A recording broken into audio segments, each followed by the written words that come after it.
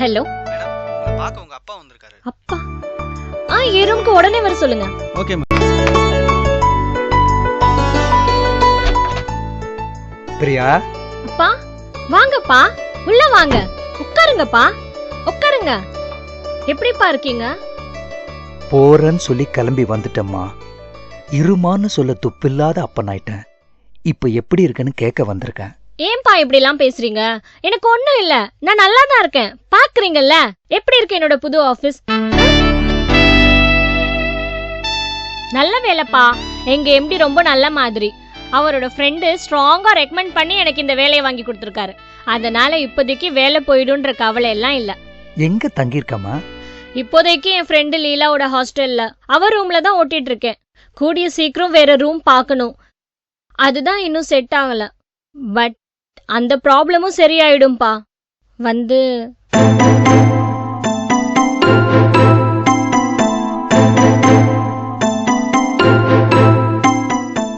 என்ன பிரியா, ஏதோ சொல்ல நினைக்கிறேன்னு தோணுது. என்கிட்ட சொல்றதுக்கு உனக்கு என்ன தயக்கம்?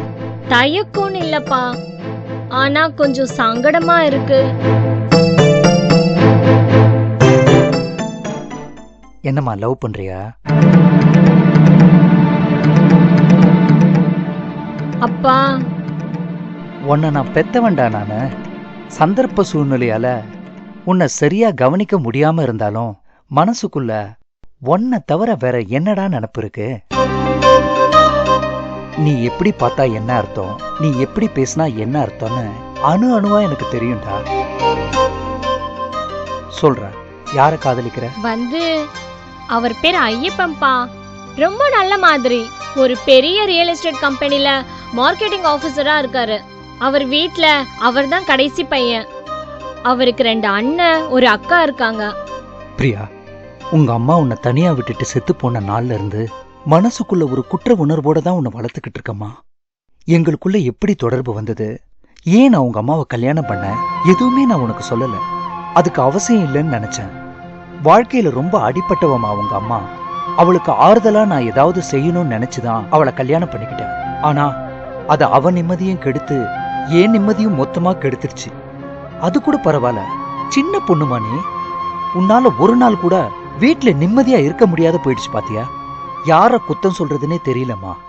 விடுங்கப்பா, பெரியமாக்கு என்ன ஏன் பிடிக்கலன்னு நான் கேட்க மாட்டேன். அத பத்தி யோசிக்க கூட மாட்டேன். என்னால அவங்கள புரிஞ்சுக்க முடியுதுப்பா. எந்த பொண்ணுக்குமே தன்னோட புருஷன் இன்னொருத்திக்கு உரிமையா இருக்கிறது ஏத்துக்க முடியாதுதான், வெறுக்க தான் செய்வாங்க. என் மேல அவங்களுக்கு இருக்கிற கோவம் ரொம்ப நியாயமானதுதான்ப்பா. ஆனா என் தலையெழுத்து இப்படி எழுதினவன என்ன பண்ண முடியும்? கட்டி வச்சு உதைக்கலானா கையில சிக்க மாட்டானே. பட் அவனுக்கும் ஏதோ ஒரு கருணை இருக்கதான் செய்யுது. நீங்க என் மேல அன்பா இருக்கீங்க, காட்டிக்க முடியலனாலும் புரிஞ்சுக்க வச்சிங்கல்ல, அது போதும்பா. ஐயப்ப என் மேல உசுரா இருக்காரு. எனக்கு வேலை வாங்கி கொடுத்ததுல இருந்து விட்டு விட்டு நான் வந்தப்ப கூட ஆறுதலா பக்க பலமா இருந்த வரைக்கும் சான்ஸே இல்லப்பா. உண்மையிலே நான் கொடுத்து வச்சவன் தான் தோணுது.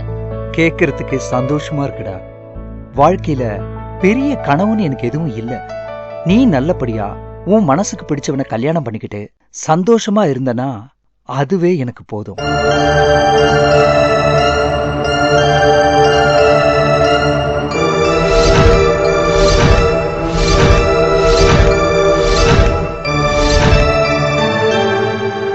என்னடா யோசிக்கிற?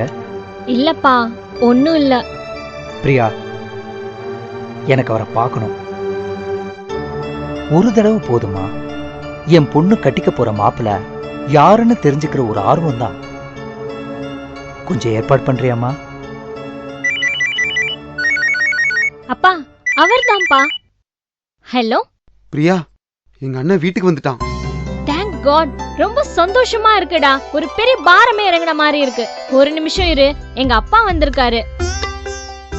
உன்னை பத்தி சொன்னேன், உன்கிட்ட பேசணும்ன்றாரு. கொஞ்சம் பேசுறியா? பிரியா. அப்பா இந்தாங்கப்பா.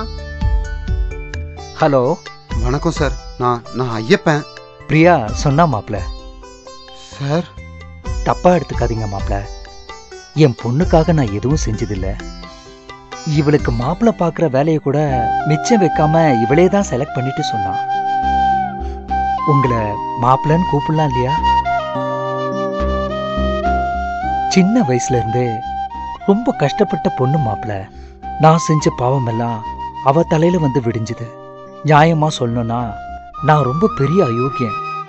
வேற வழி இல்ல மாப்பிள. பாழா போன மனசுல பாசம்னு ஒண்ணு ஆண்டவன் மிச்சம் வச்சுட்டான். என் பொண்ணை தவிர இந்த உலகத்துல எனக்கு எதுவுமே பெருசு இல்ல மாப்பிள. கவலைப்படாதீங்க சார். உங்க வீட்டு நிலவரத்தை பத்தி பிரியா நிறைய சொல்லியிருக்கா. அவளை காலம் பூரா நல்லபடியா பாத்துக்க வேண்டியது என் பொறுப்பு. எனக்கு இது போதும் மாப்பிள. சரிங்க சார், நாம ஒரு நாள் நேர்ல மீட் பண்ணி பேசுவோம். போனை கொஞ்சம் பிரியா கிட்ட கொடுங்களேன். சரி, பேசுமா. டேய் சொல்லுடா. பிரியா, நாளைக்கு ஈவினிங் நாம ரெகுலரா மீட் பண்ற இடத்துக்கு கரெக்டா ஒரு 5 மணிக்கு வந்துரு. ஒரு முக்கியமான விஷயம். வரேன், அதுக்கு என்ன? அது சரி, எங்க அப்பா எப்படி பயங்கர சென்டியா இருக்கார்ல? பட் ரொம்ப நல்ல மனுஷன். நானா அவருக்கு ரொம்ப இஷ்டம். சரி பிரியா, நாளைக்கு நேர்ல மீட் பண்ணலாம். மறக்காம வந்துரு. நான் வச்சிடுறேன். பாய் ஐயப்பா. மாப்பிள்ள கிட்ட வாடா போடான்னு பேசுற, இப்படிதான் கூப்பிடுவியா? அதையா இவ்வளவு நேரம் நினைச்சிட்டு இருக்கீங்க? சரியா போச்சு. டா போட்டு பேசினா அன்பு அதிகம்னு அர்த்தம்பா. எல்லாம் தெரியும்டா.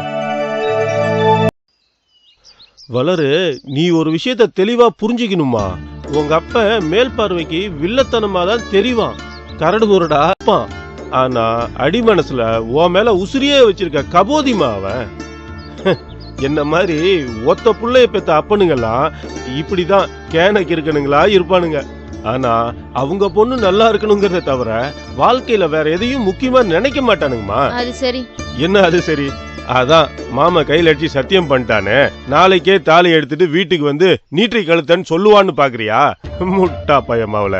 உணர்ச்சி வேகத்துல பண்ற சத்தியத்தெல்லாம் எப்ப வேணாலும் கேன்சல் பண்ணிடுவானுங்கம்மா, புரிஞ்சுக்கோ. ஏன்பா இப்படி எல்லாம் யோசிக்கிறீங்க? வேலு மாமா அப்படிப்பட்டவரும் கிடையாது. வேலு நல்லவன் தாமா, ஆனா அவன் குடும்ப சூழ்நிலைன்னு ஒண்ணு இருக்குல்ல, அத நீ லேசா எடை போட்டுறாதமா. அவங்க அப்பா இருக்கிறானே, அழுமூஞ்சு கண்ணாயிரம், லுக்கிலேயே சிம்பத்தி கிரியேட் பண்ண பாப்பாமா அவன். 4 பிள்ளைங்களை பெத்து போட்டது தவிர உருப்படியா லைஃப்ல என்ன செஞ்சிருக்கான் அவன் இது வரைக்கும்? வேணாப்பா, மாமாவை பத்தி தப்பா பேசாதீங்க, எனக்கு கோவம் வந்துரும். உன் கோவம் என்ன பண்ணு கண்ணு? நான் சொல்றதெல்லாம் உன் நல்லதுக்குதாம்மா. பூர்ணி கல்யாணம் நடக்காத வரைக்கும் அந்த வீட்டுல வேற யாரு கல்யாணமும் நடந்தாலொழிய நிச்சயம் இல்ல. நீ என்ன பண்ற? உங்க அத்தையை போய் பார்த்து உங்க புள்ள இப்படி சத்தியம் பண்ணி கொடுத்துருக்கான், அத பத்தி நீங்க என்ன நினைக்கிறீங்கன்னு கேள. செருப்பாலே அடிப்பேன்னு வாங்க. தேவை எனக்கு. மாமன் தேவைன்னா உனக்கு இதுவும் தேவைதாம்மா. திரும்பவும் சொல்றேன், நான் சொல்றதெல்லாம் உன் நல்லதுக்கு தான். நான் சொல்றபடி நீ கேட்டினா வேலுவை நீ கல்யாணம் பண்ணிக்கலாம். இல்லன்னு வச்சுக்கோ, கடுப்புல வேற எவனையாச்சும் புடிச்சு நான் உனக்கு கட்டி வச்சிருவேன். இல்லன்னா இந்த ஜென்மத்துல உனக்கு கல்யாணமே நடக்காம கூட போயிடும். என்னப்பா நீங்க காலங்கத்துல எதுக்கு என்ன இப்படி பயமுத்துறீங்க? விதி, வேற என்னத்த சொல்றது? எப்படி சொன்னா உனக்கு புரியும்னு பாக்குறேன். வேலுவை பொறுத்த வரைக்கும் இப்போதைக்கு அவன் பிரச்சனை என்ன? அவங்க அண்ணன் வெளியில வரணும். அதுக்காக தானே என் காலில் வந்து விழுந்தான். அதுக்காக தானே உன்னை உடனே கல்யாணம் பண்ணிக்கிறேன்னு சத்தியம் எல்லாம் பண்ணா. அண்ணன் வந்துட்டா அப்புறம் மேட்ரு முடிஞ்சது இல்ல. இத தள்ளி போடுறது அவனுக்கு ஒரு பெரிய விஷயமா? அவனுக்கு அது முக்கியம்னா எனக்கு இது முக்கியம். நீ ஏமா இத புரிஞ்சிக்கவே மாட்டேங்கிற? சரி, இப்ப என்ன பண்ணணும்ங்கறீங்க? அப்படி கேளு. நீ நேரா உங்க அத்தை கிட்ட போய் எங்க அப்பா ஏசிய பார்த்து விநாயகத்தை கூட்டு வந்ததுக்கு ஒரு விலை இருக்காத்த, உடனடியா வேலுவை எனக்கு கட்டி வைங்க, அத சொல்லித்தானே எங்க அப்பா மனசை மாத்தி அவர் ஏசி வீட்டு கூட்டு போனாருன்னு சொல்லு. செய்யறாங்களோ இல்லையோ, நம்ம வீட்டுல இப்படி ஒரு மேட்டர் நடந்திருக்குது, நம்ம புள்ள இப்படி ஒரு சத்தியம் பண்ணிருக்கான்னு அவங்களுக்கு தெரியணும். அப்பா அங்க பாருங்க.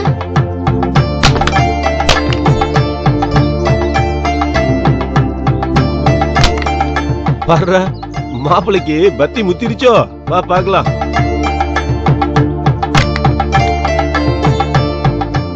என்ன மாப்பிள, தேங்காய் விக்கிற விலைக்கு எத்தனை தேங்காய் சூற விடுற மாதிரி? அதுவா, அண்ணன் வந்துட்டா 108 தேங்காய் உடைக்கிறதா வேண்டிட்டான் மாமா. அவன் வந்துட்டான், அதான். அப்பாடா, இப்பதான் மாமா மனசுக்கே திருப்தியா இருக்கு. மலை மாதிரி வந்த பிரச்சனையெல்லாம் பனி மாதிரி தீர்ந்துருச்சுல்ல. இனிமே நீ என்ன கல்யாணம் கிடைக்கிறதுல ஒரு ப்ராப்ளமும் இல்லல்ல. என்ன மாப்பிள அப்படியே நின்னுட்டா? புள்ள கேக்குது இல்ல? சொன்னது ஞாபகம் இருக்கு மாமா. கூடிய சீக்கிரம் அப்பா கிட்ட போய் பேசி. சரிதா, அப்படின்னா நடக்கிற காரியம் இல்லைன்னு சொல்ற, அதானே? இல்ல மாமா, நீங்க தப்பா புரிஞ்சுக்கிட்டீங்க. வீட்டுல நான் இன்னும் இதை பத்தி பேசல. இன்னைக்கோ நாளைக்கோ கண்டிப்பா அப்பா கிட்ட இதை பத்தி சொல்லிடுவேன். அப்பா முடியாதுன்னு தான் சொல்லுவாரு. ஆனா அவரை எப்படியாவது சம்மதிக்க வச்சு இந்த கல்யாணத்தை நான் நடத்தியே தீருவேன் மாமா. மாமா தான் சொல்லிட்டாருல்ல, அப்புறம் என்னப்பா? கொஞ்சம் பொறுமையா இரு வளரு. மாப்பிள, நான் உன்னை நம்புறேன், நீ நல்லவன் தான், இல்லன்னு சொல்லல. பிரச்சனை என்னன்னா உங்க அப்பா சம்மதிக்கலன்னு சொல்லி அதுக்கு ஒரு 6 மாசம் வாய்தா, அப்புறம் அப்பா சம்மதிச்சிட்டாரு அம்மா தான் மாட்டேங்கிறாங்க அப்படின்னு அதுக்கு ஒரு 3 மாசம் வாய்தா கேட்டேன்னு வச்சுக்கோ, நான் கடுப்பாயிருவாமா. உங்களுக்கு எங்க வீட்டு நிலவரம் நல்லா தெரியும். தெரிஞ்சிருந்து இப்படி பேசுறீங்கன்னா நான் என்ன சொல்றதுன்னு எனக்கு தெரியல. ஆனா ஒண்ணு மட்டும் கன்ஃபார்ம் மாமா, யார் சம்மதிச்சாலும் சம்மதிக்காட்டியும் இன்னும் ஒரே மாசத்துல நான் வளர் கழுத்துல தாலி கட்டிடுவேன். வீட்டுக்குள்ளேயே சேர்க்க மாட்டேன், வெளியில போடான்னு சொன்னாங்கன்னா ரெஜிஸ்டர் ஆபீஸ்ல வச்சாச்சு கல்யாணத்தை முடிக்கிற மாமா. போதுமா? இல்ல மாப்ள, இது சரியா வராது. எனக்கு இருக்கிறது ஒரே பொண்ணு, அவ கல்யாணத்தை இப்படி திருட்டுத்தனமா ரெஜிஸ்டர் ஆபீஸ்ல வச்சு பண்றது எனக்கு சுத்தமா பிடிக்கல. அதுக்காக மண்டபத்தை வச்சு ஊரையே கூட்டி இந்த கல்யாணத்தை நீ பண்ணுன்னு நான் சொல்லல. 4 பேர் அச்சதை போட்டு கோயில்ல வச்சு தாலியை கட்டி ஹோட்டல்ல ரிசப்ஷன் வச்சா கூட எனக்கு ஓகே தான். ஆனா சொந்தக்காரங்களுக்கு எல்லாம் கண்டிப்பா சொல்லிவிடணும். நாளை பின்ன யாரும் நாக்கு மேல பல்லு போட்டு பேசிடக்கூடாதுல்ல. கோச்சிக்கிட்டு அப்பா வரல ஆயா வரலன்னு எனக்கு வேணா நீ சமாதானம் சொல்லிடலாம். உறவுக்காரங்க சாதிக்காரங்க மத்தியெல்லாம் இந்த பருப்பு வேகாது மாப்ள. எனக்கு வேண்டியது முறைப்படி கல்யாணம். அது எங்க நடக்குதுங்கிறது மேட்ரே கிடையாது, எப்படி நடக்குதுங்கிறதா மேட்ரு. சரி அதை விடு, இப்போ நீ முதல்ல வேலையை முடி. இன்னும் எத்தனை தேங்காய் பாக்கி? இன்னும் கொஞ்சம் தான் மாமா. முடி.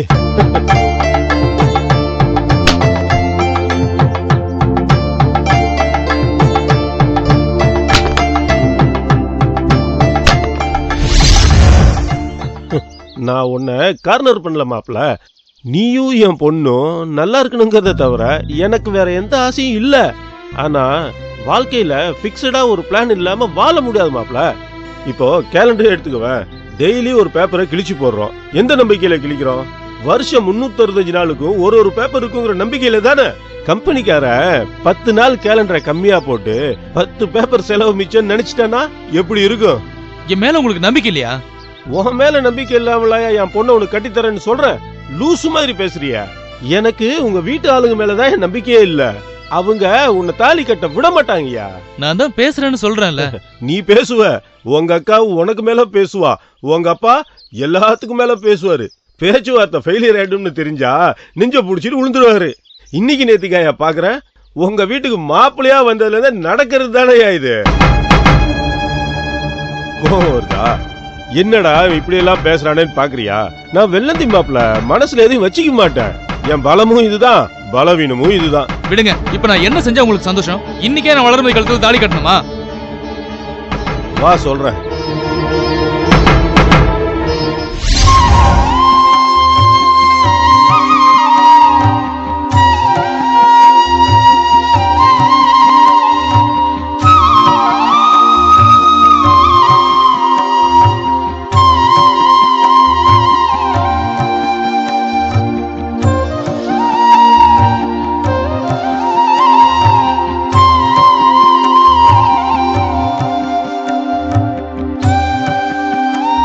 எல்லாரும் உள்ள வாங்கம்மா.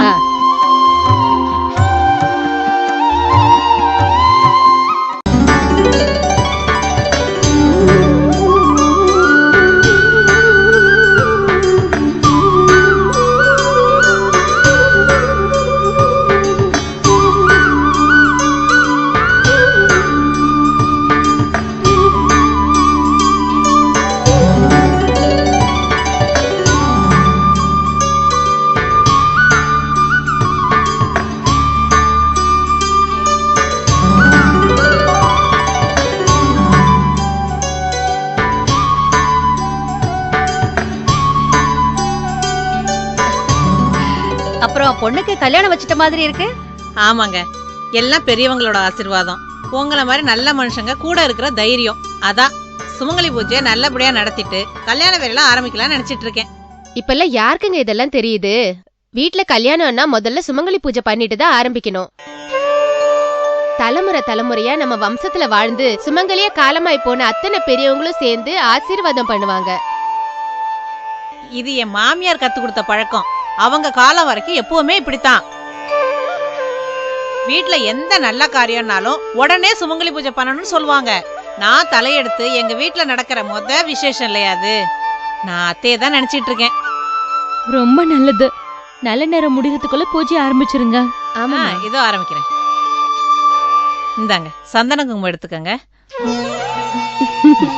நீங்களும் எடுத்துக்கங்க. சாமி கும்பிட்டுக்கங்கம்மா. காயத்ரி, நல்ல சாமி வேண்டிக்கம்மா. கல்யாணம் ஒரே ஒரு நாள் தான், ஆனா வாழ்க்கை வருஷ கணக்கா நீள போற சமாச்சாரம். புகுந்த வீட்டுல எந்த சண்டை சச்சரவும் இல்லாம எல்லாரையும் அனுசரிச்சுட்டு சந்தோஷமா சீரும் சிறப்புமா வாழணுமா. கல்யாணம் ஆன 10வது மாசத்திலேயே கையில ஒரு குழந்தை இருக்கணும் என்ன? எக்காரணத்தை கொண்டு தள்ளி போடக்கூடாது. அக்கா, அம்மா என்னமோ பூஜைன்னு சொன்னாங்க. இங்க பார்த்தா பெரிய அட்வைஸ் திருவிழா மாதிரி இருக்கும் போல இருக்கே. சும்மா ரெடி. என்னங்க கற்பூரம் காமிக்கணும் வாங்க.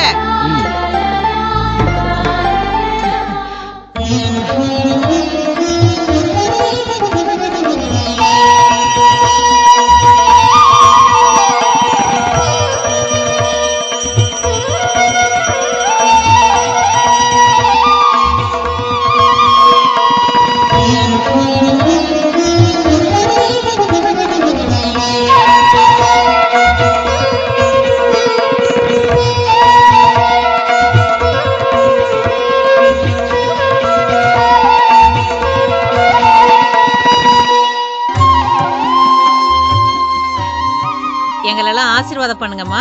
சரிங்கம்மா. என்னங்க இப்படி வாங்க, எல்லாரும் கால்ல விழுந்து ஆசீர்வாதம் வாங்கிக்கலாம்.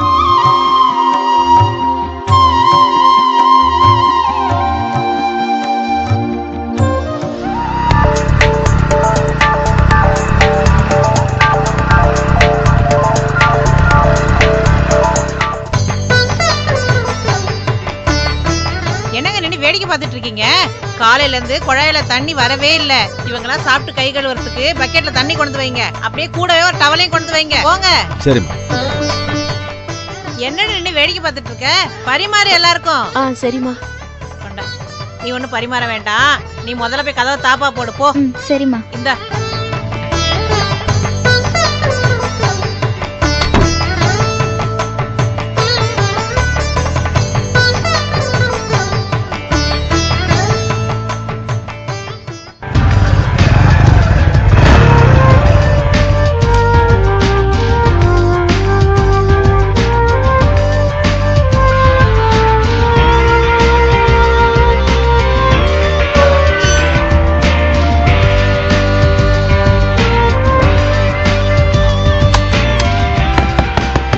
காயத்ரி,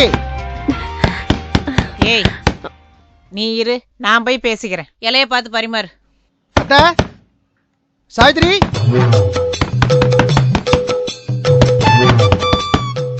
காயத்ரி, கதவை தர. வாங்க மாப்பிள. என்ன அத்தை, வாங்கன்னு சொல்லிட்டு கதவை திறக்காமலே பேசிக்கிட்டு இருக்கீங்க? தப்பா நினைச்சுக்காதீங்க. இப்ப கதவை திறக்க முடியாத ஒரு சூழ்நிலை. புரியலையே. வந்து எங்க வீட்டுல சுமங்கலி பூஜை வச்சிருக்கேன். வந்தவங்க எல்லாம் சாப்பிட்டுட்டு இருக்காங்க. இப்ப யார் வந்தாலும் கதவை திறக்க முடியாது மாப்பிள. என்னத்த நீங்க? நான் என்ன வந்து அவங்க இலையில இருக்கிறத சாப்பிட போறேன்? திறங்கத்த, ப்ளீஸ் அத்த, கதவை திறங்கத்த. புரிஞ்சுக்கங்க மாப்பிள. சுமங்கலி பூஜைக்கு வந்தவங்க சாப்பிட்டுட்டு இருக்கிறப்போ வீட்டு கதவை திறக்க கூடாதுன்னு ஐதீகம். அத்த, ஐதீகம் எல்லாம் பொய்தீகம். இப்ப எதுக்கு நீங்க சுமங்கலி பூஜை பண்றீங்க? என்னமா அப்படி இப்படி கேட்டுட்டீங்க? என் பொண்ணுக்கும் உங்களுக்கும் கல்யாணம் நல்லபடியா நடக்கணும்னு வேண்டிட்டு செஞ்சிட்டு இருக்கேன் மாப்பிள. பயங்கர போங்காட்ட அறியத்த. ஏன் கல்யாணத்துக்காக வேண்டிக்கிட்டு செய்யறப்ப என்னைய உள்ள விட மாட்டீங்களா? இதெல்லாம் டூ மச் அத்த. அப்படி இல்ல மாப்பிள, நீங்கன்னு இல்ல, வேற யார் வந்தாலுமே இவங்க சாப்பிட்டு முடிக்கிற வரைக்கும் வெளியே தான் நிக்கணும். என் வீட்டுக்காரரா இருந்தாலுமே அப்படித்தான். அது சரி, மாமாவை டெய்லி அப்படித்தானே நிக்க வைக்கிறீங்க? இதுக்கு ஸ்பெஷலா பூஜை போட்டு வேற பண்ணணுமா? என்ன சொல்லிட்டு இருக்கீங்க? ஒண்ணு இல்ல. அப்ப நீங்க கதவு திறக்க மாட்டீங்களா? நான் வேணா பேக் சைடு வழியில வந்துட்டுமா?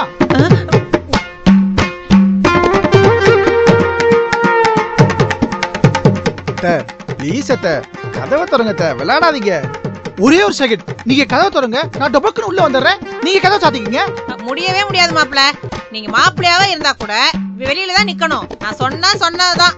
அத்த, அடம் பிடிக்கிறீங்களே. காயத்ரி, நீயாவது சொல்லக்கூடாதா? இப்பவே மாமியார் கொடுமை ஆரம்பிச்சுட்டா நான் பாவம் இல்லையா? சாவித்ரி சொல்லு சாவித்ரி. நீங்க சமத்து மாப்பிள்ள சொல்ற பேச்ச கேக்குற மாப்பிள்ள தங்க மாப்பிள்ள கொஞ்ச நேரம் வெயிட் பண்ணுங்க மாப்பிள்ள ப்ளீஸ் மாப்பிள்ள. அத்தை அத்தை ப்ளீஸ் அத்தை கதவை திறங்க அத்தை. கொஞ்ச நேரம் வெயிட் பண்ணுங்க மாப்பிள்ள கதவை திறந்து விடுறேன் கொஞ்ச நேரம் இருங்க.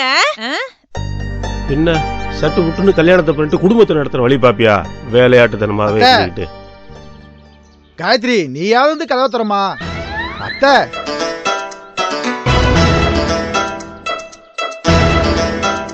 என்ன மாமா? மாப்ள இங்க வா. அங்க பாரு. சாவித்ரி நீயாவது சொல்லுமா ப்ளீஸ் அத்தை கதவை திறங்க அத்தை. அத்தை இப்படி எவ்வளவு நேரம் நான் வெளியிலே